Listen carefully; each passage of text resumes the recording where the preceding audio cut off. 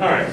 So when last we met, we started with Seventh-day Adventists, Jehovah's Witnesses, and Mormonism. That was on purpose. I put those three first for a reason, because in all three cases we were talking about the Bible, we were talking about Jesus, we were talking about things related directly to Christianity. And now this week we're going to take a step further away, but we're going to talk about, in the beginning at least, Judaism and Islam, and there are still some significant commonalities there that we'll be discussing. Our last one will be a step much further, because we're going to end with Hinduism. I'd rather save it and put it with the rest of the Eastern religions, but that doesn't break into thirds when you do that, because next week we still got to cover Buddhism, Confucianism, Taoism, and Shinto. So I can't put Hinduism with that too. We'd have to make them different sized segments. And so we'll start with Judaism and Islam. And if we're going to start with Judaism and Islam, we should probably cover the commonalities that all three between Christianity, Judaism, and Islam have. And the first, of course, is monotheism. We are often called the three great monotheistic religions by historians or sociologists. Religions where God is one, right? Where there is one God and God is one. Those are commonalities between the three. But I tried to make it a little more detailed than that by saying that all three have a personal God, right? Not just saying that God is one in the sense that there's only one God, but that he's actually personal. He has a personality. He speaks. He has a will. He makes himself known. He shares with humanity what is required of them. All right? Those things are all agreed upon by Judaism, Islam, and Christianity. We'll get into some of the particulars of that when we talk about Christianity and Islam here in a while. All three would say that the Old Testament is from God and has authority.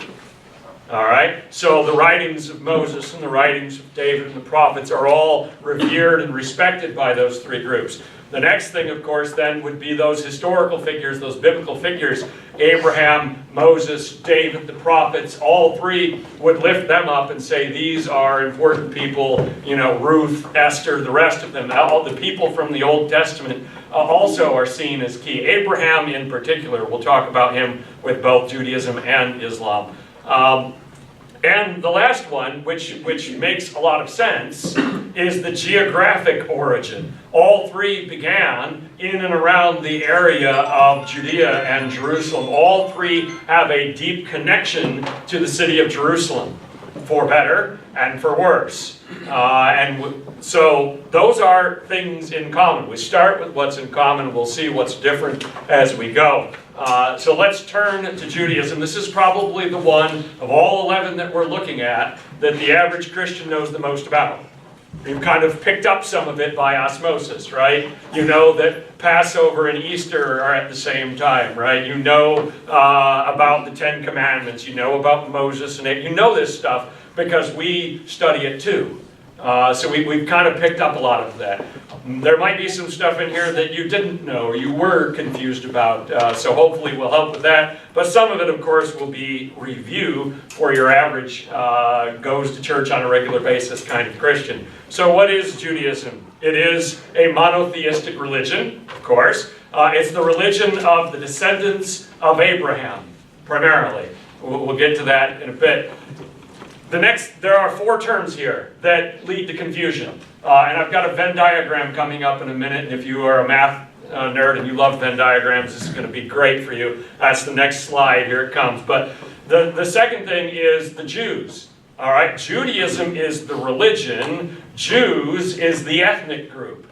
They're not exactly the same. They're similar, but they're not the same thing. All the descendants ethnically of Abraham are Jews, whether they practice Judaism or not. All right? The next word is Hebrew. Hebrew is the language. It's a Semitic language. There's a number of Semitic languages that are related to each other. It's the Semitic language of the Jewish people. But, and this is where it gets confusing for people, it's also used as a synonym for Jew. The Hebrews, the Hebrew people. You see that in the Old Testament. You might have seen it referred to from time to time that way. And then the fourth term, again, equally with a lot of overlap, is Israelite. All right? And Israelite is someone who lived in the ancient kingdom of Israel, or someone who lives in the modern state of Israel. They don't have to be practicers of Judaism. They don't have to be Jewish. They don't have to speak Hebrew. If they live in Israel, they're an Israelite. All right? Now, again, that word also gets used of the people sometimes, not of the place. There's a lot of interaction with those terms, and people can get confused. I've just got a few of them on this screen, and then we'll look at the Venn diagram, because not all Jews are Israelites. More Jews live outside of Israel than live inside of Israel in the modern era. Nor do all Jews practice Judaism. There are some Jews who have nothing to do with Judaism. All right? They're ethnically, but not religiously. Not all those who practice Judaism are Jews. There are some people who have adopted Judaism that have no ethnic Jewish blood in them. And there are also some people who practice Judaism that have never been to Israel or are not a citizen of Israel. And then, of course, not all the Israelites are Jews. About 20-25% of the people living in Israel today are not Jewish. Most of them are Arabs and Palestinians, if you want to be more specific. But not all Israelites are Jews. So let's look at this diagram. Those are the three main terms: Jews, Judaism, and Israelites. All right? In the center, you have Jewish Israelites who practice Judaism. They got all three. Either in the ancient world or today, they live there, they practice the religion, and they're descended from Abraham. 1, 2, 3. They get all three check marks. You also have some people who are only Jewish. They don't live in Israel, they don't practice Judaism. You have people that practice Judaism. Some of them are not Jews, some of them don't live in Israel. And then you have Israelites, some of whom don't practice Judaism, and some of whom are not Jewish. You've got these different groups. You can be one of them, you can be two of them, you can be all three of them. And there's a lot of people that have that. So when you speak or when you read about the Jews, the Jewish people, Israel, you have to probably take a moment and try to figure out, what are they talking about? Are they talking about people who practice Judaism? Are they talking about people who are ethnically Jewish? Or are they talking about people who live in Israel?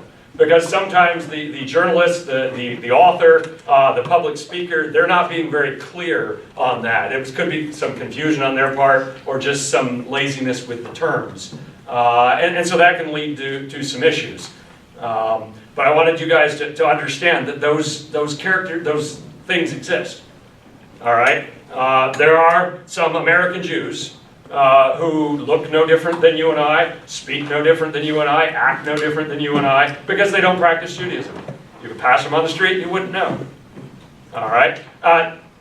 That's just the reality of this. It's not like Christians. If you say this person is a Christian, you're not making any assumption about their ethnicity, right? I hope. You're not making any assumption about where they live, or where they came from, I hope. You shouldn't be anyway. It's a term about what you do, or what you claim to do, or who you say you are. But it's not about your ethnicity or your nationality. But when we get into talking about Judaism, those things all get rolled around together, and it can be a real mess. So I hope we're more clear than we started. So let's talk about Judaism. Let's dive in. One of the most common terms that you'll hear is the Torah, which is variously translated as the teaching, or the doctrine, the instruction, the law. It gets used in all of those different ways. It is technically just the first 5 books written by Moses are the Torah. But it gets used about all of it. You might hear a Jewish person talk about the Torah, and you realize they're not just talking about things Moses wrote, but about all of the scriptures, or all of the teaching of the scriptures. So it's a generic term with a very specific meaning in some circumstances. The entirety of the Hebrew scriptures is called the Tanakh.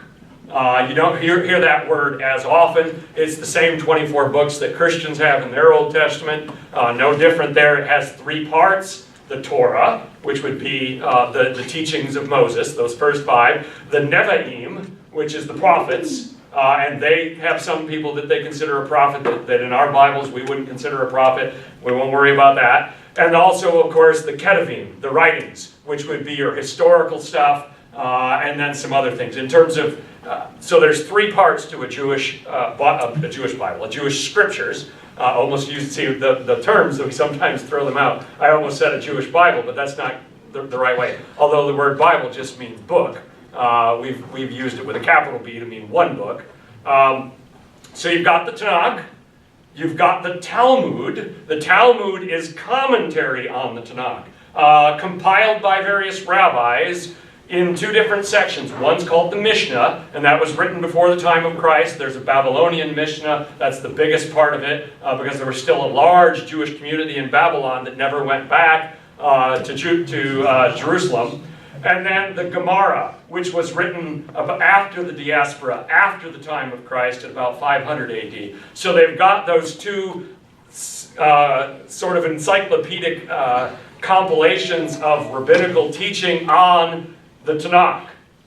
And there's a lot of stuff there. There are people whose basic profession is to be a student of the Torah, and they just study this stuff, and there's enough stuff to keep you going for a whole career as a student. There's so much stuff written. And then another term you might hear from time to time is midrash.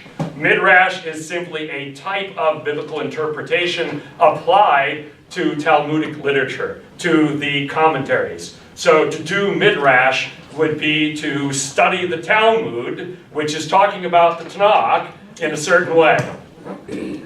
This religion's been around a long time. It's had time to develop all of these different thoughts. And then another word you might see from time to time is not a Hebrew word at all. It's the Pentateuch.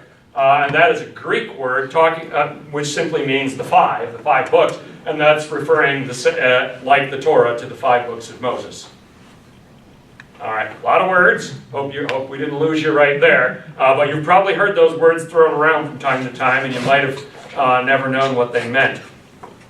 Let's talk about the Septuagint for a minute. It is a Greek translation of the Hebrew Tanakh, which means it's a Greek translation of the Old Testament. Of course, the Hebrew people, the Jewish people, the Jews do not call it the Old Testament, because to them it's not the Old Testament, it's the Testament. So it's a translation of that into Koine Greek, which is the same Greek as the New Testament, the common, average, everyday, regular dude Greek, the Greek of the streets. It's not a fancy, highfalutin, philosophical Greek, but regular Greek. Beginning in the 3rd century, it was made in Alexandria in Egypt. The Ptolemaic emperor at the time had a large Jewish minority living in Alexandria, where, of course, the Library of Alexandria was. They had a very large learned community in that capital city, and he realized that they were always talking about their stuff. They were always arguing about their writings, but nobody else could understand any of it because it was in Hebrew, and nobody else in Alexandria wanted to learn Hebrew. So he said, "Why don't you guys translate this thing for us? And then at least we'll know what you're arguing about." And so they did. It's called the Septuagint because there's a legend that 70 different translators each translated the Old Testament, and when they came together, all of their translations were exactly the same. That's, of course, nonsense, because 70 different translators would never have the exact same translation, even of a chapter, let alone the whole thing. But it was a group effort, a committee, like the modern translations are all done by committees, not by single people. So it was a good effort and a very good translation. The Jewish community of the 1st century, the community in Palestine, the community that Jesus was a part of, accepted the Greek Septuagint as an equivalent of the Hebrew Scriptures. They didn't see it as inferior, they didn't see it as a problem or some sort of unholy thing to translate it into another language. They were perfectly fine with it. For one reason, of course, being that many of the people didn't really write or speak Hebrew all that well, but Greek was everywhere. Jews and non-Jews alike, almost everybody in that era knew at least some Greek. And so it was used, all right? Something you wouldn't know unless you studied the Greek text of the New Testament very closely. It is regularly quoted by New Testament authors, whether that's Matthew or Paul or Luke. When they're quoting the Old Testament, and estimates as to how the percentages vary, depends on who you ask, they quote it a lot. Upwards of half the time they're quoting the Septuagint. You say, how do you know which one they're quoting? Those subtle translational differences between the Hebrew and the Greek, we can look at that, and of course we can look at the Greek Septuagint and say, oh, this is a translation from Greek. Not a translation, a quotation from the Greek, since the New Testament was written in Greek, whereas this other one is a translation that the author made from the Hebrew. And since they're both in Greek, that's not an easy thing. That's a super nerd thing, right? Someone who knows Hebrew and Greek really well can sit down and say, this one is from the Tanakh, and this one is from the Septuagint. But it shows that in the early church, amongst the church, the disciples, there was no problem with this Greek translation. That's a big deal in my class about the history of the Bible. That's a huge thought. For us, it's an interesting thing. The early church, this was their Bible. This Greek translation of the Old Testament. This is what they had. When Paul talks to the early church about studying the Scriptures, this is what he meant. Because those Gentiles were not picking up a Hebrew Tanakh, they wouldn't know what to do with it. They were reading a Greek translation, the Septuagint. Which meant that after the diaspora, because those pesky Christians loved it so much, the Jewish people said, we're not going to use that anymore. And they went back to the Hebrew Scriptures because it was like, you're playing with our toy. Leave it alone. That's ours. You can't have it. Why are you stealing it? And they sort of let it go by the wayside. But in that first century, in the time of Jesus, it was ubiquitous. It was commonplace. Nobody had an issue with it. These people you already know. Abraham, of course. He's the one that starts it off. Called by God to go from Ur to the Promised Land. Told that he will have a covenant that will, the descendants as numerous as the sand of the sea and the stars in the sky. An eternal covenant, a covenant that will never go away. That all nations would be blessed through him. One of the most important verses in the Bible there in Genesis 12 for understanding the covenant. So Jews, or Israelites, Hebrews, whatever word we want to use, and however those words are sometimes overlapped, are descendants either spiritually or ethnically of Abraham. It starts there.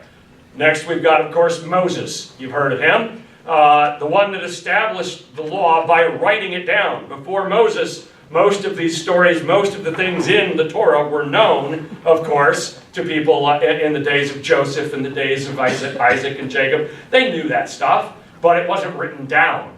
Part of that was the language, the written language hadn't fully developed at that point. But by the time of Moses, it was. They wrote it down, and this is, in essence, the beginning of the religion of Judaism, where it goes from we are Jews, the descendants of Abraham, to we are those who practice Judaism. Because now we've got ceremonies, now we've got rules and regulations and all of that stuff. Now we've got a religion. Before we were kind of a group of people, now we are, as they were going into the land, now we are both a nation and we have a religion. And so that Moses gets a lot of credit for that, for being the one that wrote it all down. And of course, he's the one that led them into the land itself. David is huge, of course, just as he is in our estimation, as the second king of Israel, the founder of the dynasty that Christians believe Jesus is the heir to. Jews, of course, do not. But he receives that promise as well. So Abraham has a promise that his people will bless the world and that his covenant will be everlasting. David has a promise that his kingdom will never end. Both of those promises figure figure prominently in Judaism and in Christianity. And then, of course, Elijah as a representative of the prophets. The prophets have a big influence. They are men and women. There are several women mentioned that are prophets that are called to basically adjudicate God's troubles with his people about the keeping of the law of Moses. You're not doing this right, you're not doing that right, you're forgetting this, you're misapplying that. The prophet's job was to sort of get them back on track, to bring them back to where they were supposed to be. Those are things you probably already knew. Now we're going to talk about practices. These are the things that the Jewish people are famous for, are known for. You probably know some of these as well. The first is the Sabbath, or the more Hebraic pronunciation, Shabbat. It's the Jewish day of rest. It's observed by observant Jews, by those who follow the religion, every week of the year from sundown Friday to sundown Saturday.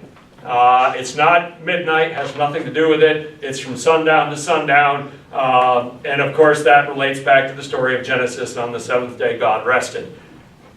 It is often celebrated at the beginning with candles, with a reciting of various blessings, and with a meal. The family gathers round. There are a couple of episodes in Schindler's List. You might remember where they're lighting some candles and they're gathering together. You might have wondered, what are they doing? That was them celebrating Shabbat, even though obviously the world was going crazy on them. For the most part, with few exceptions, work is forbidden.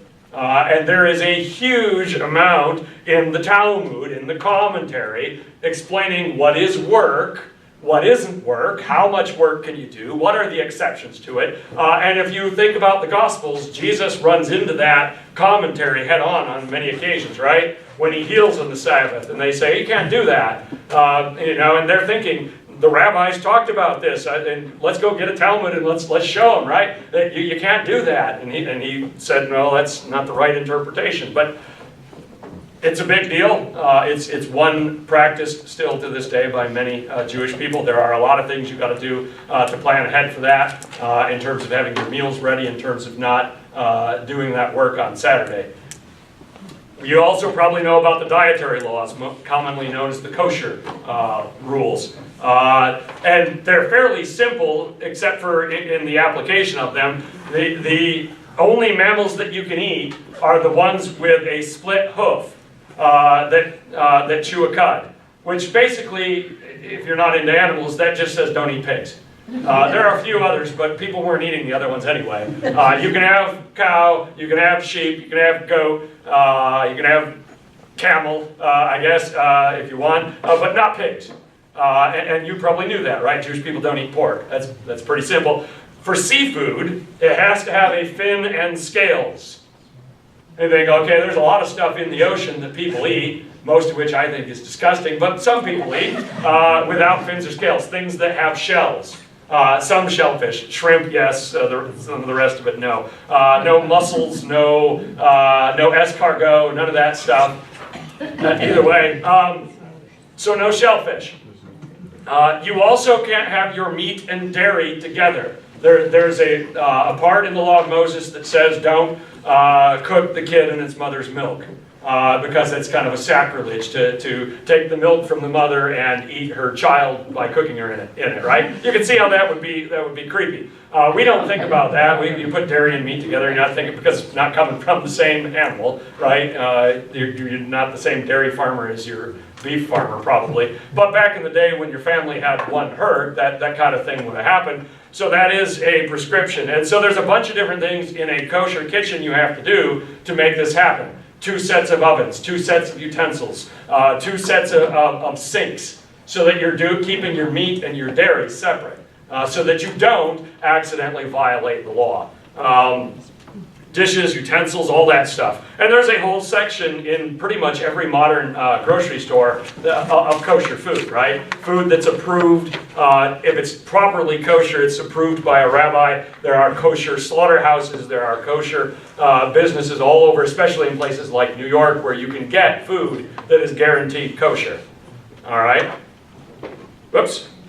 Circumcision. Another well-known thing that separates the Jewish people from a lot of others. It is a religious ceremony called a bris. It's performed on the 8th day. The Gospels record Jesus' parents taking him to the temple for this on the 8th day. It's the day in which the boy is given his name. They're not given the name until that day. The person who performs it is called a moil. And you might have seen that referenced on TV somewhere. It is an initiation rite. It is not a rite exclusive. There were other ancient peoples that practiced circumcision, and there are a variety of other initiation rites that different cultures and religions have. It is one of those. All right? Christianity has an initiation rite. It's quite a bit different, right? But we have one, and you know what it is. Baptism. All right? That's not the same. That's a lot different, but it's an initiation rite. It says you are part of this community. And of course we do it in a variety of different ways and all of that, but it's the same rite. So the Jewish people have circumcision for that purpose, for, of course, the boys. There is not an equivalent ceremony for girls. However, when we get to the bar mitzvahs, there is now popularly in many, not all, but in many Jewish communities, also a bat mitzvah. Bar for the boys, bat for girls, because bar mitzvah means son of the commandment, literally in Hebrew. Bat mitzvah meaning daughter of the commandment. Now you know a couple of Hebrew words, but don't let it get to your head because that's written in English. In Hebrew it looks much different and you'd be completely lost. Trust me, it's hard.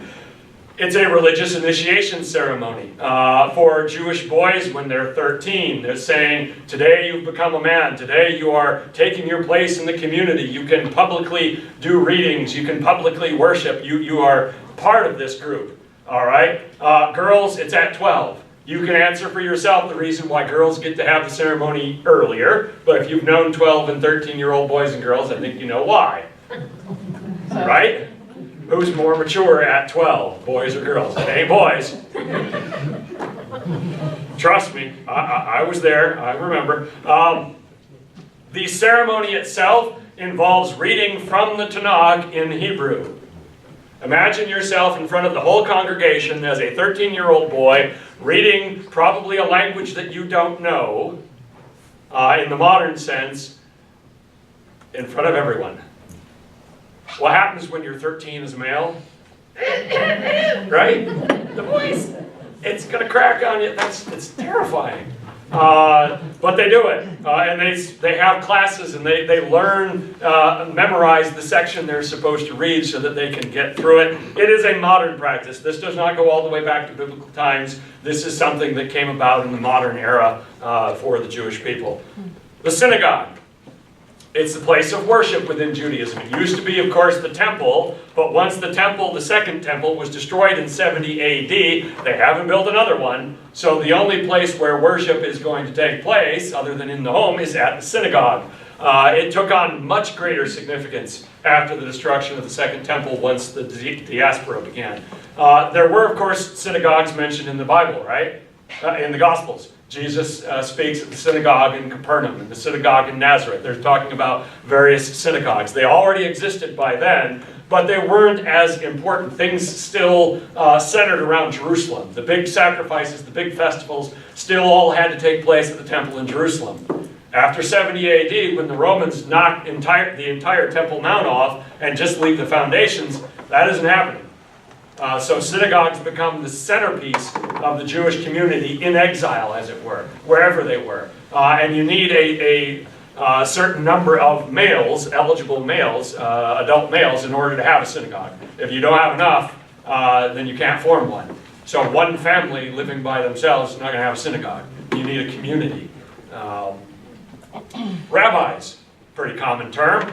They're the one, technically they're a teacher of the Torah. That is the technical definition of their job, is to teach the Torah. Of course, there's a lot of other things, right? Your pastor's job is not just to preach. There may be a few other things that he does from time to time. Right, Bill? No? Just that one thing? That's all I do. That's all you do? Okay. I got to get in on that. It'd be easier. But that is, of course, one of the most important things for us, as it is for them. In Orthodox Judaism, only the men can be rabbis. But in Reformed and Conservative Judaism, that's not the case. We'll talk about the three groups on the next slide. After the destruction of Jerusalem, after the destruction of the temple, rabbis become much more important because that priestly class, those Levites, those priests working out of Jerusalem, cease to exist. Most of them had died out at the hands of the Romans. But with no temple, you've got no temple ceremonies, you've got no temple practices that those people were responsible for, and so they don't have a function anymore, the ones that survived. And so that all comes onto the rabbi. All right, so for the last nearly 2,000 years, the rabbis have been the religious leadership in Judaism. Jerusalem, the city of David, is the capital of the ancient kingdom of Israel and not the capital of the modern state of Israel for, of course, the very important reason that would start a war. It contains sites sacred to Judaism, Christianity, and Islam, and you can see two of the three in this picture right here. In the foreground, that long wall is the Wailing Wall. That is all that's left of the Temple Mount. Everything on top of that is flat, or it was after the Romans got through with it, because they literally threw off all the stones and said, you will not rebuild this because it's all gone. They were a little upset at that time. It was kind of a Roman thing. They didn't like rebellion. The golden dome in the background is the Dome of the Rock. It's the second most sacred site in Islam. It is the spot from which Muhammad is believed to have ascended into heaven. So that's not going anywhere. And a lot of the conflicts in the last 50 years between Palestinians and Israel have begun with people throwing rocks from up there at the people down below. And the people down below, including the army or the police, responding with either rubber bullets or real bullets. And it gets real ugly real quick. You can see how close those are. It's hundreds of feet apart that you have two communities that don't necessarily always like each other. It is the flashpoint of conflict between both religions and civilizations. This was the reason why the Crusades happened. The Crusades would not have happened had not the Church of the Holy Sepulchre been in Jerusalem over the purported tomb of Jesus. And all of those other holy sites, Bethlehem and the rest of them. If those were not there, the Pope and the rest would have never gotten people to leave their lives in Europe and go to try to recapture them. So the Crusades happened because it was sacred to Christians. Most of the conflict happening in Israel today is because it's also sacred to Muslims. It is a big deal. Anything that happens in Jerusalem is a big deal. Any riot, any protests, any change, it can start something in a real hurry. So the Wailing Wall itself is called, of course, the Wailing Wall because it's all that's left, and for 2,000 years it's all that has been left. That second temple, which was destroyed in the 1st century in 70 AD by the Romans, this is all they've got. So if you are a Messianic Jew, one that believes that the Messiah is still to come and he will establish his kingdom and rebuild his temple, this is the place to be. Because it's going to happen right above your head. That's the only place it can happen in Jewish prophecy. If a temple anywhere else is not going to work. It's not the temple, and nobody would care. You could build one in Hebron, you could build one in Bethlehem, anywhere else that's important, and people would be like, you build it here, and you got something that started. So there are people in Israel today, most of them Orthodox Jews, who have all of the utensils made that prescribed by Moses for temple worship. And they're ready to go when the Messiah comes and rebuilds the temple. They'll hand them that stuff and say, here you go, we were waiting for you. And their government is saying, don't do anything stupid. All right, we don't need World War III because you guys want to rebuild the temple. It's a big deal. But people pilgrimage to this site, and you may have heard that many of them will bring a prayer on a piece of paper and stick it in the cracks. It's a tradition that's been happening for a long time, and as you can see on that picture, there's a lot of cracks to stick it in. Those stones have been there a long time. The diaspora. It is a huge development in the history of Jews and Judaism. Jews have been a minority in nearly every place they've lived for the last 2,000 years. Whether that's Europe, North America, South America, Africa, or Asia, they have almost always been a minority. In the town they're living in the country they're living in, whatever, they've been a minority. Notice the numbers. There are 12.3 million Jews in the diaspora. About a third more than living in Israel today. There's 2.5 million Jews living in North America. And you probably didn't know this. 8.5 million in Latin America and South America. With 5.5 million of them in Brazil. Brazil has a huge Jewish population. You didn't know that. You probably didn't. You don't hear it talked about. Africa, we're looking at about 100,000. In the Arab world, in the rest of the Arab world, about 250,000. About 450,000 in Oceania, which would be Australia and elsewhere, and only 430,000 in Europe. That number is not the same number it was 70 years ago. Before World War II, there were more Jews in Europe than anywhere else. And that obviously has changed dramatically. So much so that their numbers are almost insignificant in Europe today.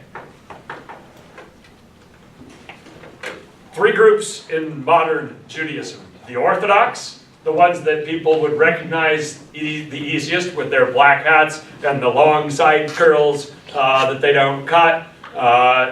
They maintain the most traditional beliefs and practices. They are trying to do everything the way Moses said to do it. If our ancestors did it that way, that's our way. That's their attitude. In England, about half of the Jews are like that. They're Orthodox. In Israel, about a quarter. In the United States, only 13%. Most of whom are living in New York. There's a sizable Orthodox community in New York, and not very many elsewhere. Conservative Jews, practices of Judaism, are the middle ground. They are trying to do some of the traditional stuff of the Orthodox, but also willing to live in the modern world and do some things the modern way, whatever that happens to be. So they're still doing a lot of the rituals, still keeping the Sabbath, still doing the Passover, still doing all of that, but not with the traditional dress, not with saying only men can be rabbis, a lot of that stuff.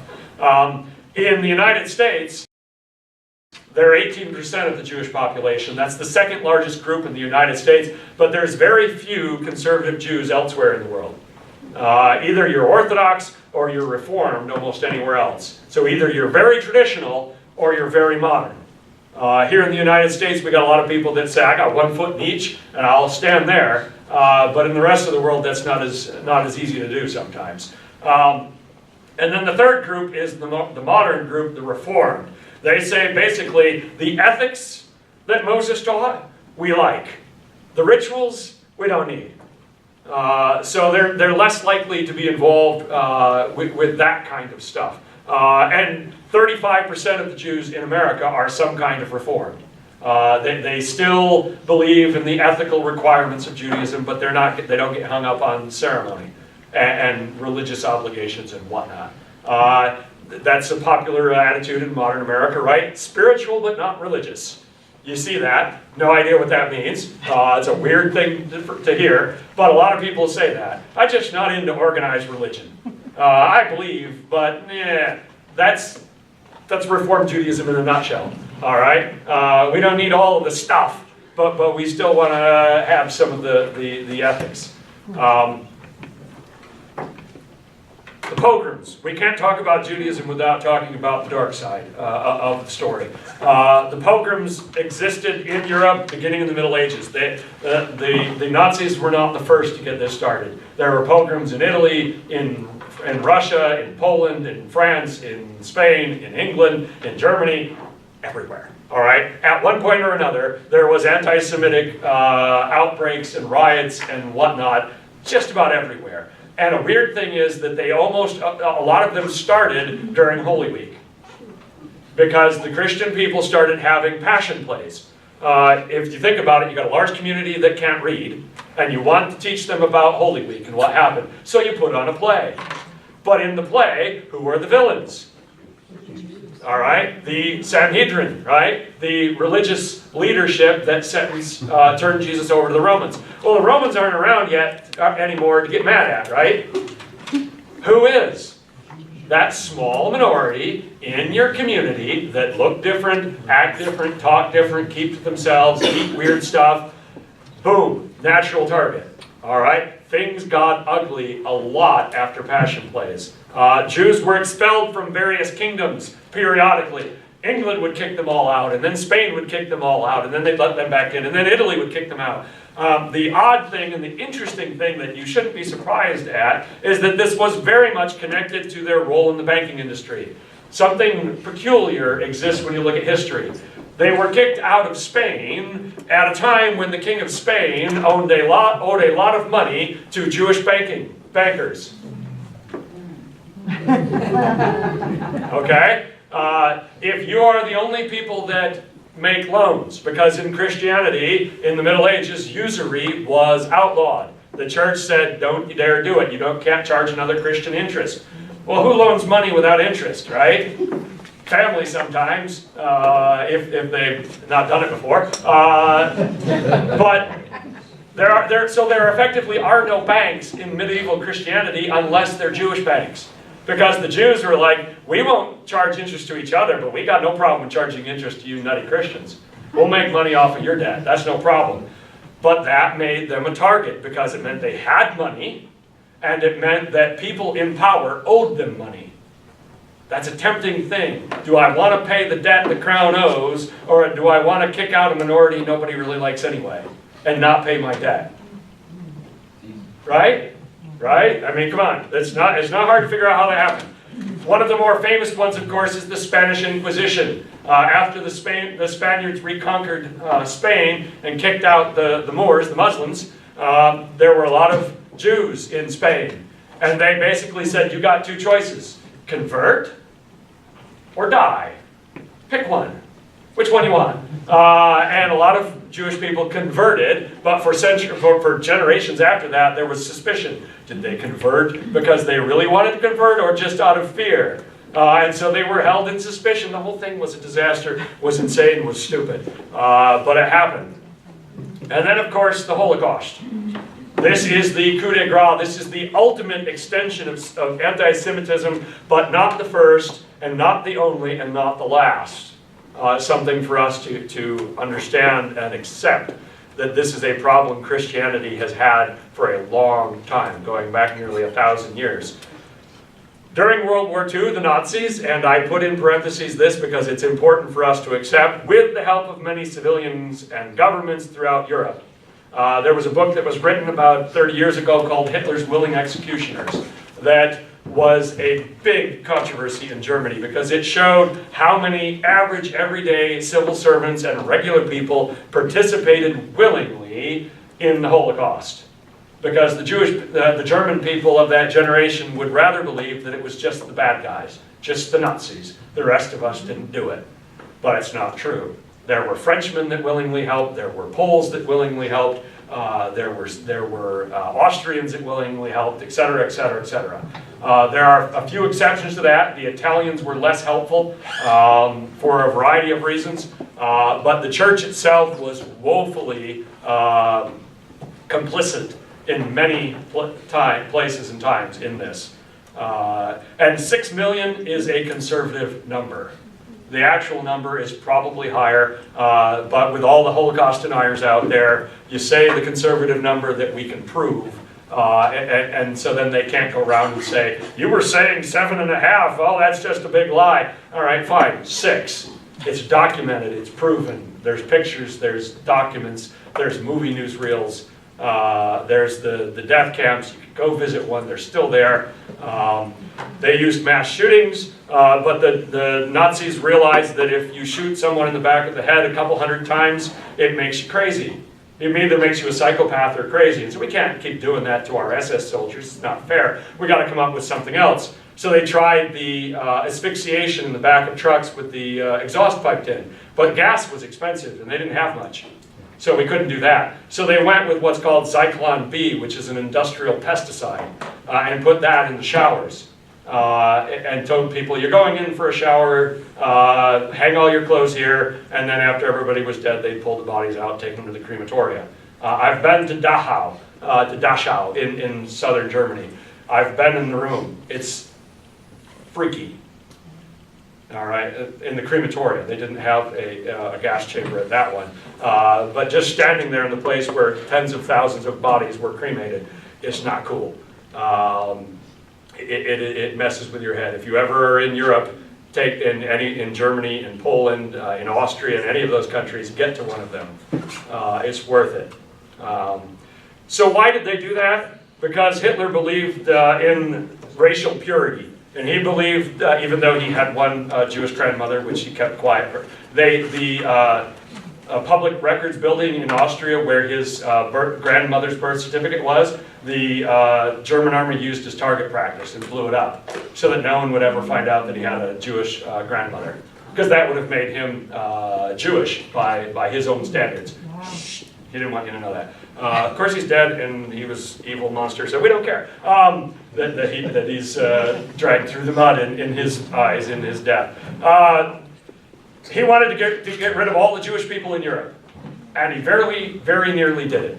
Had the war lasted another year or so, he probably would have done it, aside from statistically insignificant people still in hiding. There would be no modern Israel if not for the Holocaust. Christian European guilt over their failure to protect the Jewish people during World War II led almost inexorably to the state of Israel. The idea of a return to Israel had already begun, and I'm way behind, I got to speed this up. It was founded on May 14th, 1948, and four Arab countries neighboring them declared war the next day. Before the country even really existed, they were at war, but they won that war. In 1967, there was another war. They were attacked again. In 1973, the 1967 Six-Day War, I want to be technically right, was a preemptive war, although there were armies from, I think, 8 countries massing on the border. And so they said, well, we're not going to wait until you actually cross the border. We're going to fight first. When you're outnumbered like that, it does make sense. In 1973, we have what's called the Yom Kippur War, a war that was started on the holy day of Yom Kippur, where virtually every Jewish observant person is at synagogue celebrating the Day of Atonement, and the armed forces were depleted. That's a sneaky move. But it didn't work. There are about 8.6 million people living in Israel today, 75% of whom are Jewish. The rest are Arab and other. It is a representative democracy with a parliamentary system, a lot like England. And it has the 35th largest GDP in the world, which means it's got a pretty big economy for a country that small. Judaism and the Messiah. The majority of Jews since the 1st century have said Jesus is not our Messiah. You Christians think he was, but he ain't ours. They cite several reasons, and if you ever argue about Jesus with a Jewish person, you'll probably come around to these. One, they say, if Jesus was the Messiah, what happened to the Messianic age? Where's the 1,000 years of peace? I missed it, right? Did it happen? We didn't see it. Where did it go? Now, of course, Christians are going to say, well, there are some prophecies for them, and there are some then and some for the future. But they just say, well, I didn't see it. A second would be to say that whole thing about him being descended from David is not true. That whether it's in Matthew or in Luke, they say that stuff's a bunch of hooey. He's not from David. And they would also say Isaiah 7:14, the thing about the virgin. You guys are interpreting that wrong. Isaiah 53, the suffering servant, you're interpreting that wrong. And so there's a variety of arguments, theologically and historically, but they reject it. Many Jews who practice Judaism, and that group within the Jews who practice Judaism, the Orthodox in particular, are still saying the Messiah is coming. He's coming. He's not here yet, but he's coming. We expect him. And every once in a while you'll have someone who claims to be the Messiah, and some people will get excited about it, and then of course he'll die, and they'll be like, oops, not that guy, so it goes back around. Kind of like Christians that say, this guy's the Antichrist, and this is the sign of the end times. Same thing. Same songs to different verse. Judaism and the church. One of the biggest issues is Old Covenant and New Covenant. Now, not every Christian will agree with this, but the majority of the church will say that the covenants of Abraham and David were given to the descendants of Abraham, and they still are in effect for the descendants of Abraham. They are not the church's promises. The church's promises are the ones that Jesus made when he founded the new covenant and established the church. So we make that distinction between the Old Covenant promises and the New Covenant promises. Some Christians blur that line and basically say that promises to Abraham, promises to David, there are promises now, not the Jews anymore. I don't hold to that. I think that's a poor understanding of the Old Testament, but there are a significant minority of Christians that have a version of that understanding. They're allowed to have that. That's an opinion. I just don't go there. Of course, during much of church history, there has been animosity and violence between the Jewish people and either the Christians or sometimes, unfortunately, the church officially. We cannot deny that, and hiding behind that is absolutely a proven thing. After the Holocaust, however, when the modern state of Israel was founded, the attitude of the church as a whole toward the Jewish people and towards Israel flip-flopped very dramatically. And you have many churches, many denominations now that are staunchly pro-Israel and pro-Jew. And some of that, of course, is guilt. We screwed this up really bad a few generations ago, and we don't want to do it again. And some of it is end times stuff. We want the Jews in Israel because we think that that gets us closer to the return of Christ, closer to the rebuilding of that temple. And so some of that is apocalyptic anticipation. We're kind of for you, not so much for you, but for us, which is a little less noble, but we should be honest that that's some of it too.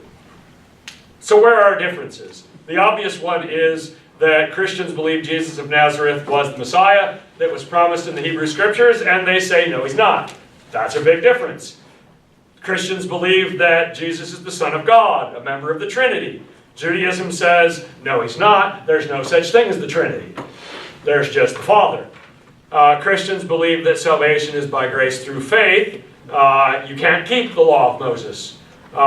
Most people who practice Judaism would say, no, keeping the law is what we're supposed to do, and that's how we're right with God. We keep the law. So they would say that if you're going to follow Judaism, if you're not Jewish, you're going to have to convert. Although they are not missionaries. Christians have been into evangelism and witnessing since the very first generation. Islam is into that too, but the Jews have basically kept to themselves and said, you can join us if you want, but we ain't doing a membership drive. You want in, come on over, but we're not looking for you. And of course, that has a lot to do with being a minority, right? If you were seeking converts to Judaism in a medieval Christian town, that probably wouldn't end well. So they're not going to do it. So what's going to get in your way if you're sharing the gospel with a Jewish person? What are some of the common things? Of course, one is the person of Jesus. We can't agree about who this guy is. There's not a lot of middle ground between saying he's the Messiah, the Son of God, and saying, no, he's not, no, he's not. Right? Secondly, we got to deal with the anti-Semitism. There is a huge pattern for 1,000 years of anti-Semitism coming from the church, and if you are Jewish, it's not going to make you love Christians that much, probably. Right? I mean, we got to own that. It is a big thing. And thirdly, a lot of Christians don't understand Old Covenant, New Covenant, what's going on with that. If this Jewish person that I'm witnessing to, if he accepts Jesus, should he stop keeping the Sabbath?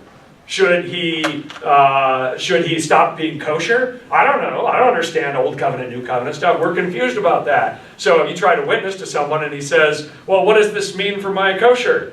You go, I don't know. I better ask my pastor. I don't know. And then he's going to say, I don't know. Right? All right. Second, Islam. More people in the world today, in the Christian world today, are aware of Islam than they were 20 years ago. Right? By a long way. History has made us take notice, but a lot of what people know is half true at best. So we're going to try to at least clear up some of that stuff. What does the word mean? Islam is a noun in Arabic, and it means submission. And the whole religion of Islam is built around the idea of submission. It is key to understanding the Muslim mind. A Muslim is one who submits. So if you are a follower of Islam, you are submitting to God, and that makes you a Muslim. They're interchangeable words like that. They're both Arabic nouns. What the word Allah, it is an Arabic noun. It means God. It's just the generic word in Arabic for God.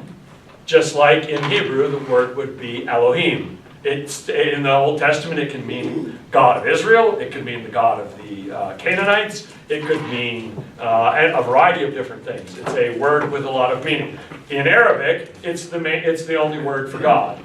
And many Christian communities in Arabic-speaking countries use the word Allah when they're talking about the God of Christianity, the triune God, because that's the word they've got. That's the only word they got. This guy, you can't talk about Islam without talking about Muhammad. The far most important person in Islam, so much more than everyone else, more important to Islam than Moses is to Judaism. He lived from 570 to 632 AD, so about a quarter of the way between Jesus' birth and today is when this happened. So we're 3/4 of the way past it. It was 1/4 of the way in that time span. He was born in Mecca, which is in Saudi Arabia. He said that he had a supernatural encounter, a vision with Gabriel, with the angel Gabriel, where he received, and that word is hugely important, received the Quran from Gabriel. He did not claim to write it, just as, remember Joseph Smith said, I didn't write the Book of Mormon, I got it from the angel. It's the same thing. He says, I didn't write this thing. The angel gave it to me. I just wrote it down. But it was his thing. Muslims believe that the Quran has always existed. It's eternally existent. We'll get to that in a minute. But that was what he said he saw. His message was one of what we call pure monotheism. Monotheism with no ifs, ands, or buts. No Son, no Holy Spirit, no persons, just God. It's called Tawheed in Arabic. He had to flee Mecca to Medina at one point in his life because he came back to Mecca with that message, and the pagans that were living there, the polytheistic idolaters, thought this guy is not good for business, and they ran him out of town. Much like Paul was run out of town a few times in the book of Acts by people with similar profit motives. He fought 3 major battles in order to recapture Mecca. So Muhammad is very different from Jesus, because Jesus never took up a sword and fought for his kingdom. Muhammad established his with a sword. It's very important to the understanding of who he is and what he says. He is viewed by Muslims as the paragon of virtue for all time. Anything that culturally, ethically Muhammad was for, we are going to be for forever. So basically they are saying that 7th century Arab culture is normative for everybody forever. Arabic views in the 7th century about the role of women, about the proper functioning of society, about how you treat this person or that person, those are the ones we're sticking with, and we're never changing. Because that's what Muhammad did. And if Muhammad did it, then we're doing it. And that's basically it in a nutshell. Which is why you have so much resistance in many Muslim cultures, whether they're Arab or not, to these cultural changes. And why it can get real ugly in a Muslim majority country if someone tries to change it. With things with the burqas and all of that stuff. You're aware of that. It's been in the news a lot. But that goes back to saying Muhammad is the ultimate ethical hero, and we got to be like him. The 5 pillars of Islam. You can sum up what Muslims do and what they believe with these 5 things. The Shahada is the saying that you've probably heard the start of. There is no God but Allah, and Muhammad is his messenger. It is only properly said in Arabic. You become a Muslim the moment you sincerely say that saying in Arabic. If you say it in English or Chinese or Korean or German, it doesn't count. You got to learn it in Arabic. You've probably heard news accounts of, in a variety of settings, especially in the Near East, of a terrorist walking around and saying, say the Shahada. And if someone can't say it in Arabic, they get shot. That happened at the mall in Nairobi in Kenya several years ago. Because if you can't say it in Arabic, they know you're not a Muslim. Because they're never going to forget that. That's a saying that they know. And there were some people that said it because they lived in a country with a lot of Muslims and they knew it, and they managed to not be killed. But it's a saying about the oneness of God and the singularity of Muhammad. He is the messenger. And that's where it all starts. The 5 times a day prayer, the salah. You have to pray towards Mecca. You have to pray 5 times, and you don't miss them. You stop everything. You get out your prayer rug. You bow and you pray. You probably remember that from Robin Hood, Prince of Thieves, right? Morgan Freeman is saying, which way is east in this cursed country? There's no sun, because he's got to stop and pray. And what's his face? Kevin Costner's character thinks that's kind of funny, because he was a fish out of water. They're probably the only Muslim in England at the time, as a fictional character. The third one is the zakat. That is giving alms to the poor. It's basically a 2.5% of your income kind of thing. The fourth one is the Hajj, the pilgrimage to Mecca. Muhammad went from Medina to Mecca, right? He came back to Mecca, and they're basically reenacting his return and his triumph in Mecca.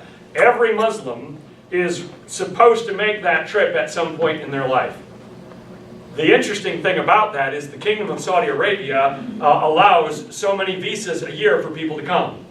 And it is impossible, statistically, for every living Muslim to get to Mecca in their life. They can't get there. Now, some of them can't get there because they're too poor to fly to Saudi Arabia and spend all that money, but some of them can't get there because they're never going to get a visa. There's only so many people that are going to fit in Mecca. And with nearly a quarter of the world's population wanting to go there, not going to work. So this effect is a very difficult thing for a lot of Muslims. They can't get to Mecca. Fasting. During the month of Ramadan, from sunrise to sunset, you don't eat. And it can be a real imposition, of course, if you've got health issues or you're an athlete who is trying to run a marathon and train for that, but you don't. Figure out a way around it. So those are the 5 things. That's the majority of the most important things. If you do these 5 things, you're a good Muslim. All right? So what about the pilgrimage? This is a picture of the Kaaba, which is a small temple in Mecca that existed long before Muhammad decided that he was going to make use of it. The legend is that it was built by Ishmael and Abraham themselves. Not historically likely, of course, but that's the legend. It was used before Muhammad by the pagan idolaters that were in Mecca. So after he kicked them out, he got rid of course, all their idols and said, we're going to use this thing. It's the most sacred site in all of Islam. This picture doesn't do it justice. If we took the picture back, you would see that the crowd is this thick for about a mile in every direction around this thing. And people are doing a big pinwheel circle around and around and around until they get all the way to the center. And then you work your way back out. Because that's the only way everyone's, you remember seeing the penguins, right, in the Antarctic? They go from the inside to the outside so they don't freeze to death. It's the same kind of thing. But every couple of years they have a stampede. Something happens and a whole bunch of people get killed. A couple of years ago they had a bridge that collapsed, killing thousands. The Kingdom of Saudi Arabia gains huge influence and importance because they control this site. Because everybody's got to go there, and they're the ones in charge of it. And it is a big reason why that ruling family is still in charge in Saudi Arabia. If they lost control of Mecca, they'd be done the next day. And so they take that very seriously. But huge crowds go there for it. The Quran, and you've probably seen it spelled with a K too. This is the more correct way, but Koran is more or less the same thing. It is, of course, the holy book of Islam. It is only 56% as long as the New Testament. It's only half as long as the New Testament, which makes it only 14% as long as the entire Bible. It's pretty short by comparison. It is, frustratingly, not arranged chronologically. Not that your Bible's arranged chronologically, but it's mostly chronologically, right? Job's not in this chronological spot, but most of it kind of goes in order. It helps, right? Keeping the stuff in the front happens before most of the stuff in the back, right? It helps us. It doesn't work that way in the Quran. The largest chapters are first, the shortest chapters are last. That's just how they chose to arrange it. Largest first, shortest last. Kind of like in elementary, right? We're going from A to Z, and the kid whose name is Zucker is like, come on, man, I'm always last. My name was right in the middle. When they reversed it, I was in the middle. When they did it in front, I was in the middle. It didn't matter. I didn't care. It was written by one author in one place at one time. That is a vast difference from the Bible, with many authors in many places over a huge period of time. So it makes the character of the book very different when you have one author, one place, one time. Very similar in that respect, again, to the Book of Mormon. One author, one place, one time. All right? Of course, the observant Muslims would say it has no author. Muhammad didn't write it, but from a historical standpoint, he is the author and is referred to as such. What about the people of the book? Muslims believe that God previously revealed himself to earlier prophets, to the prophets of the Jews and the prophets of the Christians. Abraham was a prophet, Moses was a prophet, Jesus was a prophet. In theory, then, they accept both the Jewish Torah and the Christian Gospels. The Jewish scriptures and the Christian scriptures are, in theory, revelations of the prophets of God. And I say in theory because in practice it doesn't really work that way. But in theory, that's the case. So again, back to the commonalities. We're all monotheists. We all have a sacred text. We all think that God made everything. We all think Abraham's swell, great guy. We all believe in the law of Moses and the prophets. A few other things. Imams. Imam is the equivalent of pastor or rabbi. He's the religious leader in, or prayer leader in some cases in Islam. Often other religious scholars are called imams too, often working out of a mosque, of course. Shiite Muslims gravitate more to their imam than Sunni Muslims do, but both of them care about imams. Here's a historical picture of the spread of Islam. You see, in 632 AD, it's confined to the Arabian Peninsula. 100 years later, Islam is in southern France and has conquered Persia and Afghanistan, all of North Africa, and basically taking most of that away from the Byzantine Empire and from the Persian Empire, called the Sassanid Empire, but for our purposes, the Persians. It was a huge, rapid spread, and virtually all of it was by the sword. It wasn't conversion because people wanted to, it was conversion because we said so. And that's the history of the spread of Islam for the most part, at least in the first several centuries. It was military, quite the opposite of Christianity. Christianity had that time period too, don't kid yourself. When Christianity spread into Poland and Lithuania, it wasn't with happy tracks. It was with an army, et cetera, et cetera. So we have that part of our history too. But early church spread, of course, in the Roman Empire by conversions because people wanted to. It wasn't like it was a big benefit to you. We got to talk about jihad because every American thinks they know what jihad is and what it means. It's an Arabic word. It means to struggle. It means to strive. So you can use it to talk about the struggle against unbelievers, whether that is intellectually, philosophically, or by war. It can be used for that. You can use it about your own struggle with temptation, my jihad against alcohol, or your jihad against your hatred of your brother, or whatever it is. You could use it for that.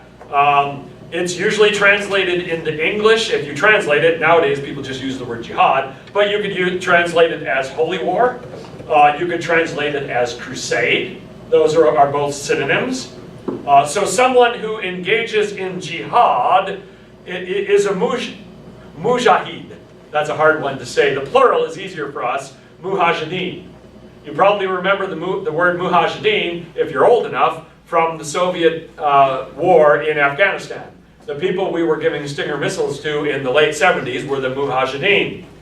The same people that 20 years later we were trying to get rid of.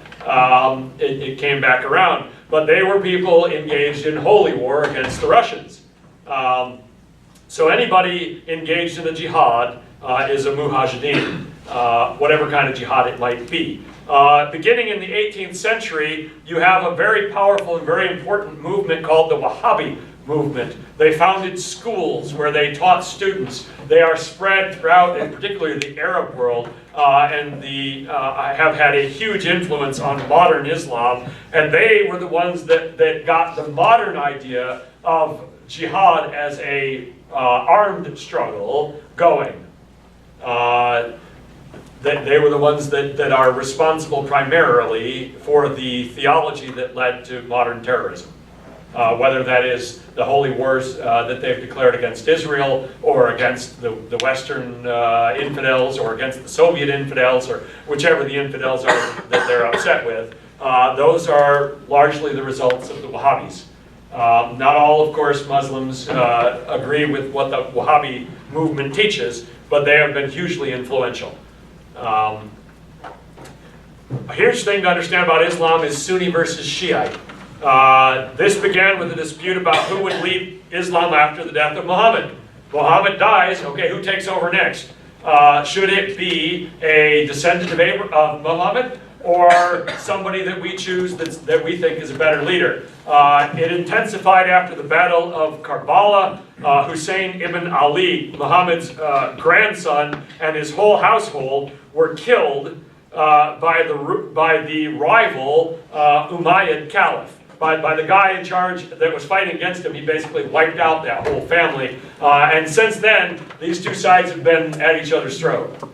The Shiites believe that you got to have a descendant of Muhammad. The Sunnis believe that you can pick your own leader, and they have not been getting along ever since in various ways. They practice the religion differently. They have different traditions, different customs.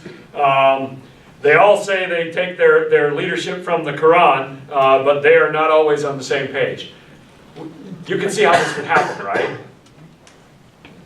There are three primary groups in Christianity who haven't always gotten along, who all say the Bible is what we get our authority from, and maybe we don't see everything eye to eye. And we have different practices and different customs and different traditions. So it's similar to that. But largely revolving around that idea of who the leader is supposed to be, whether it has to be connected to Muhammad or not. In the world today, 90% of the Muslims are Sunni. So the Sunnis in that sense, in the American sense, are winning. 10% of them are Shiite.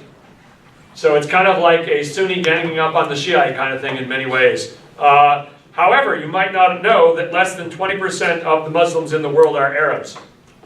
80% of them are not Arabs. Most Muslims live in Indonesia. They're Southeast Asians. They're not Arabs. Here's a list. Indonesia is number one, then Pakistan, then India, then Bangladesh. Those are not Arab countries. The first Arab country by population on the list is Egypt. Then Nigeria, that's not Arab. Then Iran, that's not Arab. Then Turkey, and Morocco, Algeria, Iraq, then they come in. So the vast majority of the Muslims in the world are not Arabs. But that's what Americans think of, right? You think of a Sunni Arab or a Shiite Arab, but that's not it. Most of the world's Arabs are Southeast Asians. Just you didn't know that kind of moment. You've never seen them. They've never been in a movie that you saw. as either the good guy or the bad guy, because they're just not. Indonesia, way over there in Southeast Asia, that collection of islands, more than 200 million Muslims there. So what does Islam say about Jesus? The Quran says, and I've got actual quotes, I thought it was necessary and important to get the real quotes. These are quotes of an English translation, of course, of the Quran. If I put it in Arabic, it wouldn't do any of us any good. But this is a respectable English translation. The Quran says that Jesus is a prophet, just like Moses and Isaiah and the rest, but he is definitely not incarnated. Surah 112 says this, He is Allah, the one and only, Allah, the eternal absolute. He begetteth not, nor is he begotten, and there is none unlike him, or none like unto him. No such thing as a begotten son. So that's a denial of the virgin birth, the incarnation, all of that. 4-157. They are saying, indeed, we've killed Messiah, Jesus, the son of Mary, the messenger of Allah. They did not kill him, nor did they crucify him, but another was made to resemble him to them. And indeed, those who differ over it are in doubt about it. They have no knowledge of it except the following assumption, and they didn't kill him for certain. The Quran says that Jesus did not die on the cross. God made a lookalike, so that someone else took Jesus' place, and they thought they got rid of him, but they didn't, because he was a prophet of God, and God protected him, kind of like a Daniel thing. That's what the Quran says. So Muslims don't believe in the incarnation. They don't believe in the crucifixion. And 5-116 says Christians believe in three gods, which is the ultimate Muslim sin. It's called shirk. If you are accused of shirk, you're in big trouble. Here's what it says. Beware the day when Allah will say, "O Jesus, son of Mary, did you say to the people, take me and my mother as deities beside Allah?" That's interesting. He will say, and this is supposed to be Jesus talking, "Exalted are you, it was not for me to say that to which I have no right. If I had said it, you would have known it. You know what's within myself, and I do not know what's within yourself. Indeed, it's you who is the knower of the unseen." So in the Quran, Jesus is asked, "Did you say you were God, and your mom was God too?" And he's like, "No." So there is a very demonstrable tendency in the Quran to show that Muhammad didn't understand Christianity. He believed that Christians thought that Jesus, Mary, and the Father were God. And he visited a Christian community in Syria before his visions from Gabriel, and he probably saw there statues, iconography, of Jesus and Mary. They were everywhere back then, right? And figured that, and they got the halo around him, right? He's figuring that those are the deities. He was confused and thought that's what it was. But basically, the Quran says there is no three gods. There can be no God made flesh. There is no incarnation. No death on the cross. No resurrection. All of that stuff is not true. Okay? Again, I said in the beginning, they say the Christian scriptures are from God, but in reality, they think our scriptures are totally messed up. So where we go different? God in Christianity and Judaism is seen in the scriptures as being intimately involved. He not only creates, but he redeems. In Islam, however, Allah is transcendent. He is so far above humanity that he would never stoop to something like the incarnation. He would not dwell among men like in the temple in Judaism. That might be an overstatement. I just thought of that example, but that might be saying it too far. Forget about that one. But he's not going to get down and save people. That's your own problem. You got to get yourself right with Allah. Allah's not going to go out and hold your hand. So their view of God is quite a bit different. Their fundamental belief in the absolute Unitarian monotheism, it's called Tawheed. God is one, absolutely one. There is no division of any kind in God, ever.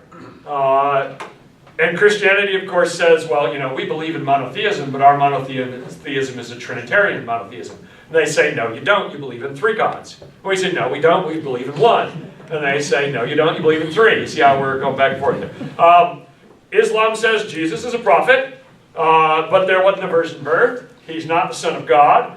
He didn't die on the cross. And, of course, then he wasn't raised from the dead. So, those are important things to us that the Quran rejects. So how do you get to heaven in Islam? You follow the 5 pillars. You have to do it. If you don't do it, it's your own fault. It's up to you. Christianity, of course, says you can't do it. You're too much of a screw-up. God's going to have to help you out here and give you some grace. That's not. You don't go into Islam looking for grace. Get with the program. Do what you're supposed to do. In Islam, you can't then be assured that you're getting to heaven, which is where this idea of becoming a martyr and knowing you're going to heaven comes from. Because you never know, did he keep the 5 pillars enough?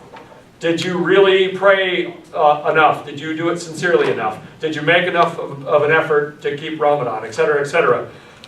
And you don't know. Whereas, of course, Christianity takes the opposite thing and says you can't lose your salvation. If you got it, you got it. If you've been baptized by the Holy Spirit, you'll show fruit and you're good. Now, that's not uniform. I know there's some caveats to that in some people's theology, but that's it in a nutshell. Because we don't think we're getting to heaven based on what we do, but on what Jesus did. So it's a very fundamentally different understanding of how one gets right with God. So what's going to get in the way of your witnessing to a Muslim? Obviously, number 1 is shirk. It's the unforgivable sin. They think we're idolaters because we have pictures of Jesus, and you don't draw that one picture of Muhammad that I had in the slide is a bit of a rarity. That you make images of Muhammad, and you might get people very upset with you. And you best not ever try to draw God. That ain't happening. Which is why Muslim art is mostly calligraphy. It's geometric art. Because we just don't draw that stuff. We don't have images. They think we're all idolaters. They think we're polytheists. That's a problem. Secondly, of course, there's no crucifixion resurrection. They say, well, your Bible, and that's the third one, is corrupted. It didn't say that originally. It got messed up. The best friend of Muslim apologists is the liberal Christian who says that the modern Bible is corrupted and all the stuff about Jesus being God was added in the 4th century. Now that's demonstrably not true historically. It's impossible historically. It's laughable historically, and I spent about an hour demonstrating that in my History of the Bible class. But they latch onto that stuff. They will post those videos by men like Bart Ehrman saying that the modern Bible is corrupted and the whole thing about Jesus being God was added later. And they'll say, see, even your own scholars know that the Quran is right, and that the Christian scriptures are corrupted. Those are big issues, and they're not easy to overcome. It is a very difficult group to witness to, especially, of course, given that in many countries you can't witness to a Muslim because converting is illegal. So it's a tough group. Now, we got a problem. It's 1:45, and we haven't started Hinduism yet. I am so far behind schedule. I've got 2 choices. I can shove it into next week and go long next week, or I can keep going now and go long now. If we keep going now, how many people have to leave because you got somewhere you got to be? 1. Bed. If we go late next week, will that be worse, or will it be the same? Go. Take a drink. Unfortunately, I know too much about Judaism and Islam. I got too much to say.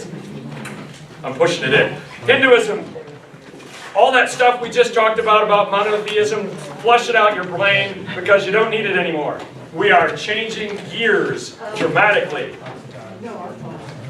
And I will make this as fast as possible. Don't expect to understand this section about Hinduism because it's very confusing and very difficult. Don't go too fast. My speed will not matter, all right? Hinduism is primarily, and every single thing I say in Hinduism has a caveat. Yes, but, mostly, but, because that's the way Hinduism is. It is primarily polytheistic. Most Hindus believe in many gods, but not all. It came from India and Nepal, from the Indian subcontinent. It is actually a fusion of various Indian cultures and traditions. There is no founder of Hinduism. There is no unified belief system. There is no single system of soteriology. How do you become a good Hindu and become their equivalent of saved? They don't agree on that answer. All right? There is no centralized authority. There is no bureaucratic structure. There is no agreed upon holy text. It varies. Where you are in India has a lot more geographically to do with the local practice of Hinduism than anything else. Because it's local, ancient Indian religions melted together. All right? So go to southern India, go to northern India, and you're going to find two very different Hinduisms. So if you meet a Hindu in America, you might think you understand what it's about, but he might be completely different because that's the way it is. All right? They're okay with that. Christians freak out about that idea. What do you mean we don't have authority and structure? What do you mean we can't agree on theology? We want to argue about it. Come on. We want to have winners and losers here. They don't do that. It is the religion, and this is a quote, which defies our desire to define it and categorize it. You can't put it in a box. You can't label it. Don't try. Relax, it's okay. It's just that complicated. That's like talking about American Indian culture, right? American Indians all believed in the Great Spirit. Yeah, but are you talking about Plains Indians, Northeastern Indians, Southwestern Indians? Very different. But we kind of just lump them in together, right? In Hollywood anyway. It's 6 of one, half dozen the other. They don't worry about what kind they are. So they do have sacred texts.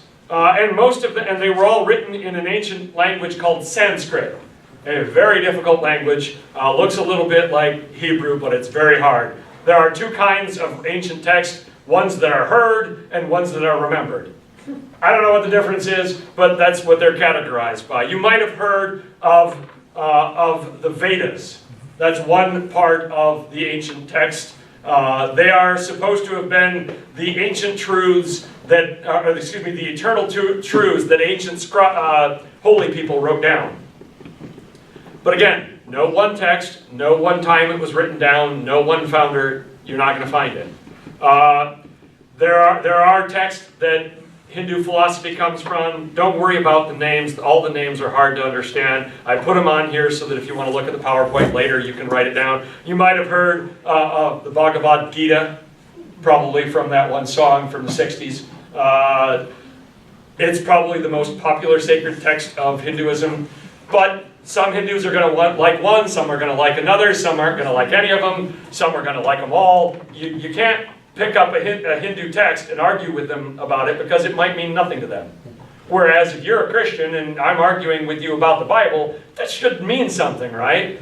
We don't have the same idea about sacred texts. Well, okay, what do they say about God? Hindus can be monotheists, one God. They can be polytheists, more than one God. They can be panentheists, which means that everything is in God. They can be pantheists, which means that everything is God.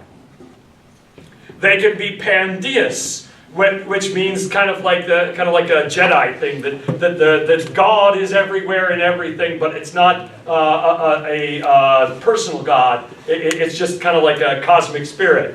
They can be atheists. So pick the box you want if you're a Hindu. Polytheist, monotheist, pantheist, atheist. Most are polytheists. They got a variety of gods, a good number of them. But you don't have to be. Pretty much every Hindu, however, this is one of the few things that almost all of them believe that every living creature has a soul. And that soul is your true self. It's called your Atman. It's supposed to have been eternal. Your Atman has always existed and it always will. So that's a big deal, right? Everything has a soul, every living thing. There is one section of Hinduism that teaches that your soul is indistinct from the Supreme Spirit. In other words, your soul and my soul and every other thing's living soul, we're all part of God.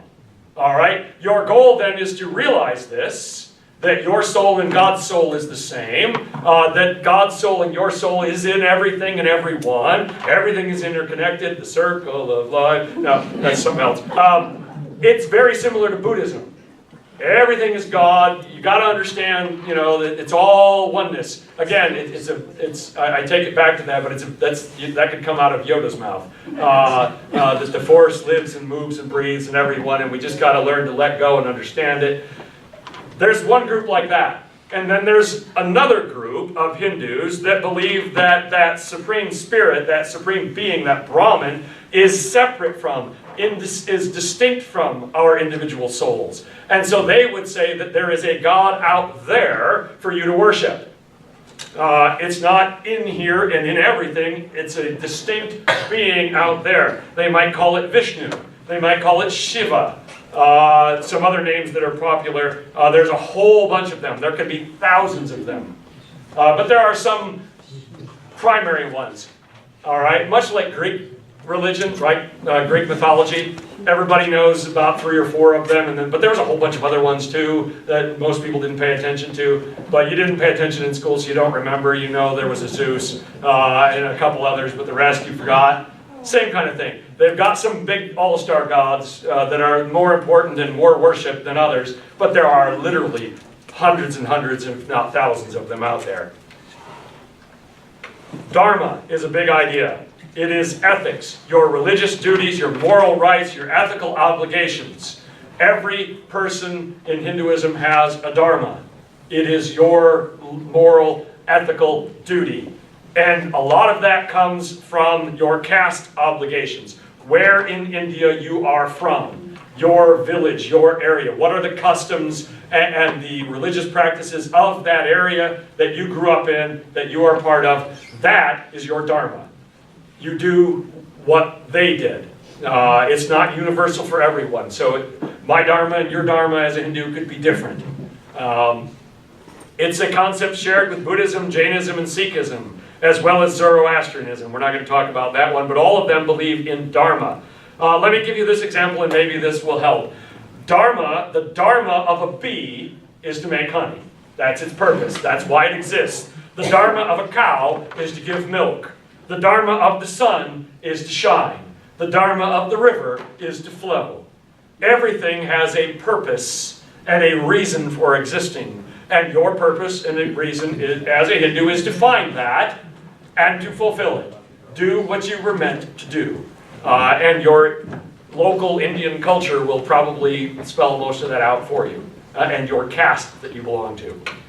You probably know that they believe in karma and reincarnation. Those two go together. Karma is literally the deed or the act. It's Newtonian, all right? It's cause and effect, all right? For every cause or every action, there is an equal and opposite reaction. It's that kind of thing. Cause and effect. It is directed by your dharma. So if you are doing what you're supposed to be doing, you're getting good karma. If you're not doing what you're supposed to be doing, you're getting bad karma. Because you're not, but everything you do will cause an effect.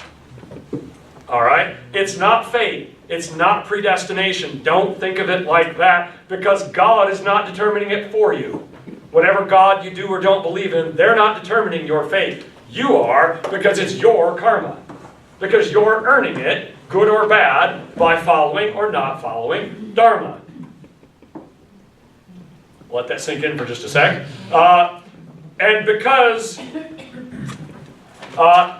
you can pray to your God or make a sacrifice to the God to say, can you let me out of a little bit of my karma?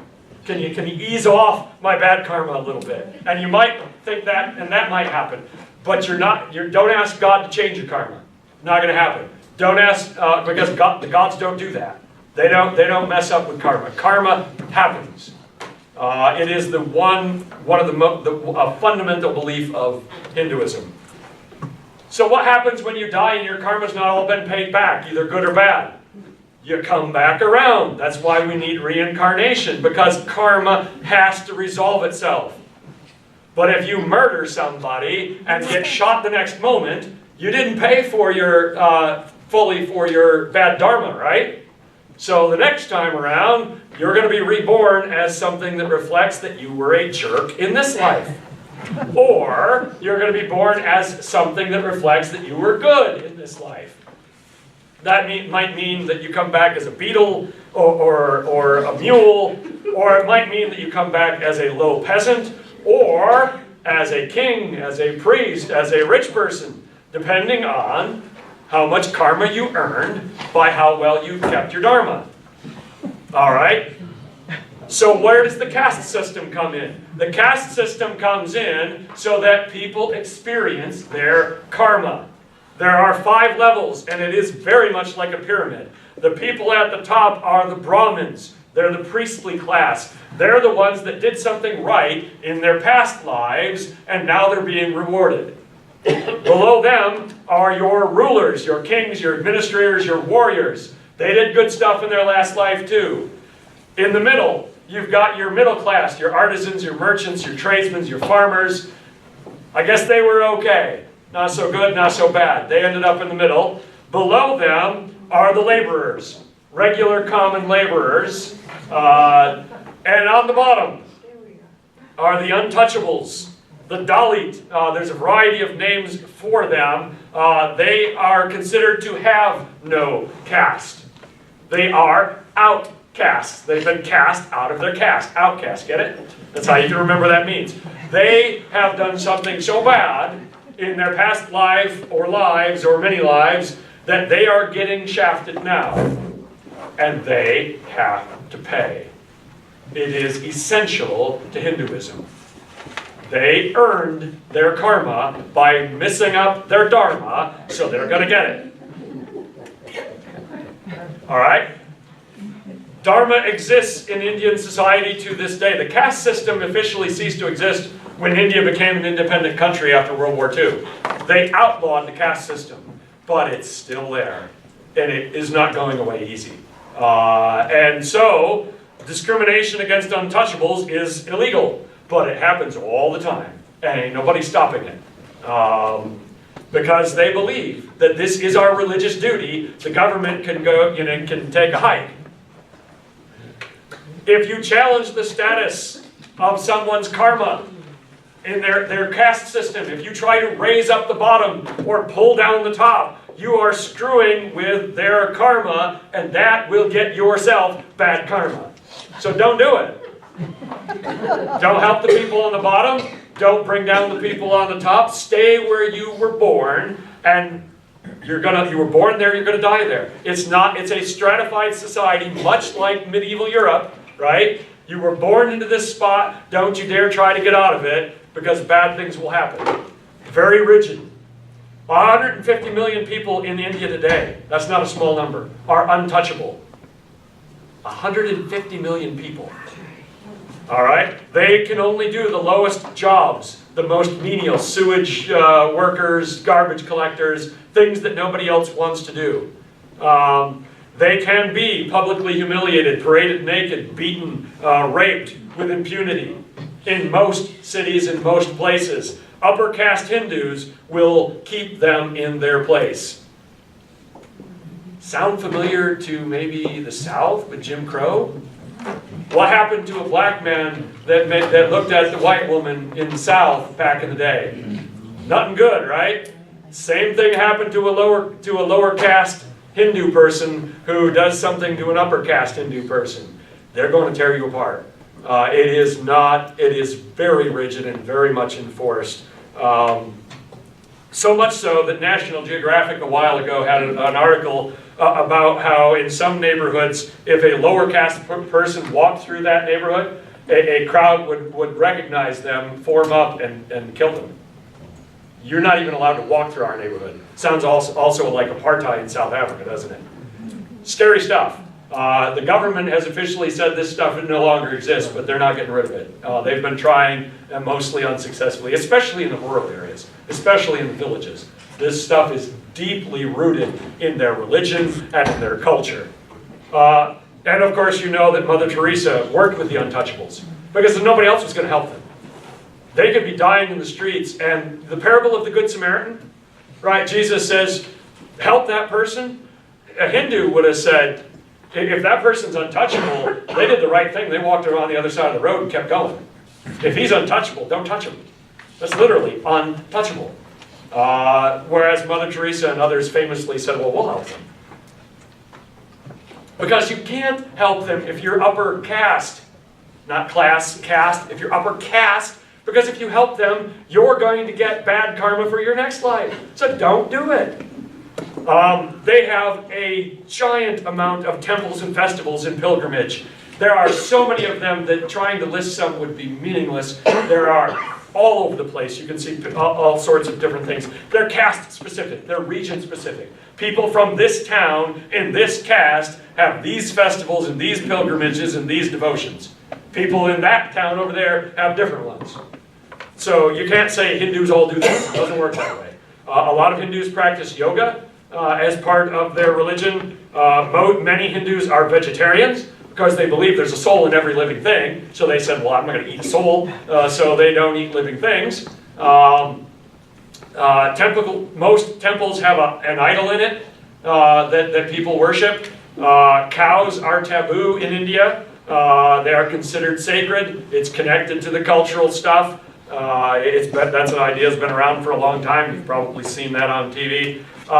Briefly, Jainism and Sikhism. I'm going to spend just about 2 minutes on each one. These are like subsets of Hinduism. Don't worry about trying to get a hold of them, but you've probably heard of them. There's about 5 million Jains in the world. Most of them live in India. They are the ones that focus on nonviolence, on self-denial, on removing yourself from the world. They also believe in dharma, karma, and reincarnation. They have many of the same festivals. They, however, believe that your soul can change. Hindus believe your soul will never change. The Jains say, no, we can make changes to our soul. It's a minor difference maybe, but they believe that. And then the other group that you might have heard of are the Sikhs. They're much more numerous, almost 30 million of them. 75% of them are in that one state, that one region of Punjab. And you probably, if you've seen a Sikh man, he'll have his dagger and his turban. It's required. It is modern, 15th century, very modern. They focus on meditating. So you might hear, so if you see a person that you think is from India, you think, oh, a Hindu. Well, it might be a Jain, and it might be a Sikh, but you're still in the same ballpark. Still with the reincarnation, still with the karma, still with the dharma. And they probably wouldn't be too upset if you were confused, because They are. because we are. We're Americans, and anybody from over there we put in one group and say, yeah, you're one of them. Right? So, where do Hindus live? If you didn't figure this out already, almost all the Hindus live in the subcontinent of India. There's a couple of exceptions. In Nepal, 81% of the people are Hindu. In India, 79%, so a very high percentage. That's almost 1 billion people. In South Pacific, there's 2 islands, one with 50% and one with 30%. A bunch of migrants that move to these South Pacific islands. And in Suriname and what's the other? Guyana. Countries on the northern coast of South America have 20% and 28%. A lot of migrants from India have moved to there. If you ever visit those countries, you'll be like, there's Hindus here. How'd that happen? It's just where people have migrated to. But again, the vast majority. In the United States, it's less than 1%. Very few Hindus in America. So Hinduism and Christianity. This is an interesting one. There are 28 million Christians in India. 3rd largest. What's the 2nd largest? Religion in India? No, 1st largest is Hinduism. By far, over 80%. Second is Islam. Islam is number 2. Christianity is number 3. 2.5%. But in India, 2.5% is 30 million people. Because there's a lot of people in India. You might be surprised to know that in the right-hand side, there are 3 states, which are districts in India, where Christians are more than 80% of the population. So in 3 parts of India, you could be a majority Christian. And there are a couple of neighboring states to them where about 50% or 40% of the people are Christians. And then you go to the other part of India, the Muslim parts, where it's less than 1%. So if you go to India, you might go to a place where there are virtually no Christians. or you might go to a place where there are more Christians than there are in Venango County, depending on how you count them. So, again, India is a big place. It's a subcontinent, a lot of difference. Historically, we don't know if this is true, but the claim is that the Apostle Thomas, one of the original 12, of course, went to India before he died and came there in AD 52. The church on the picture there is supposed to have been built by the Apostle Thomas. Maybe, we don't know. There was a book written in Syriac, in a Syrian language in the 3rd century, called the Acts of Thomas, that talk about him going there. Historians can't prove it or disprove it because there's no other evidence. All right, this book says he went there. There are some people in India that think he went there. Maybe he did. Because we don't know where Thomas went, right? After he says, "My Lord and my God," where does Thomas go? I don't know. He's gone, right? So, but the most of the apostles went somewhere. We just don't know where.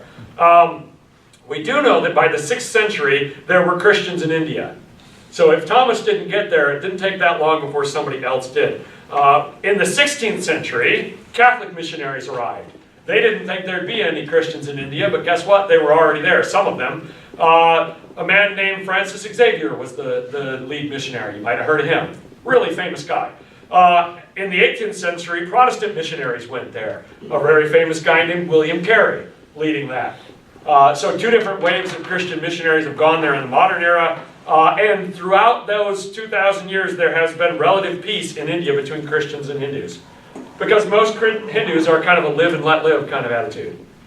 Their religion is so varied that they're not going to get upset that those Christians are different. Because they've got some people that are monotheists. So it's not a big deal. Famously, when those first missionaries came, they explained the gospel to the people, and the people said, "Oh yeah, Jesus is God, sweet, we'll accept that." And they said, "Woo!"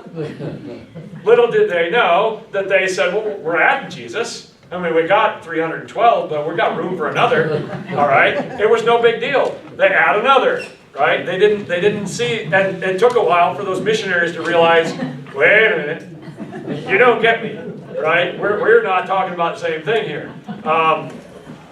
So what gets in your way if you are witnessing to a Hindu? There are a couple of important things, one of which, of course, is apathy. If you believe in reincarnation, that you have had many lives, and you got many lives to come, it's hard for me to convince you that what you do in this life right here, right now, is the most important one. Right? I mean, that's what Christians believe, and Jews and Muslims, that if you don't get this straightened out now, it's too late. But they're like, "I'm coming back around." And so, you know, I don't mean that disrespectfully, but that's the attitude. So why are we getting too worried about it? Secondly, there's an issue of hope. If you are an outcast, a lower caste Hindu, you might be willing to listen to the gospel because your religion gives you no hope, right? But if you are upper caste, why are you going to listen? You already got it made in the shade. You're already winning. So if I tell you, you got to repent and change your ways, you're thinking, "No, I don't. I was born an upper caste Hindu. I was doing it right." So they're not going to listen. And of course, most Hindus believe that there are multiple truths. Allah can be God, Buddha can be God, Jesus can be God, sure. And this is a quote, a Hindu quote: "All religions are true. All religions are different paths to the one. Different religions can express the totality of this one, but each of them manifests an aspect of it." You might have heard this analogy. We're all climbing a mountain. The Hindus are on one side, the Buddhists are on one side, the Muslims are on one side, the Christians are on one side. We all think we're the only ones climbing the mountain. But when we get to the top, we're going to look at each other and say, "Oh, we were all climbing the same mountain." That is a quintessential Hindu belief. We're all climbing the mountain. So if you want your truth, go for it. But don't tell me to get rid of my truth. Truth is truth. We all, lots of truth. Truth, truth, truth. So, but that's, of course, not a Christian idea, right? We kind of done some things like fighting wars and having schisms and excommunicating people over whether or not we're on the right truth. We have a very different idea of what truth is. And that's the end. We'll stop there.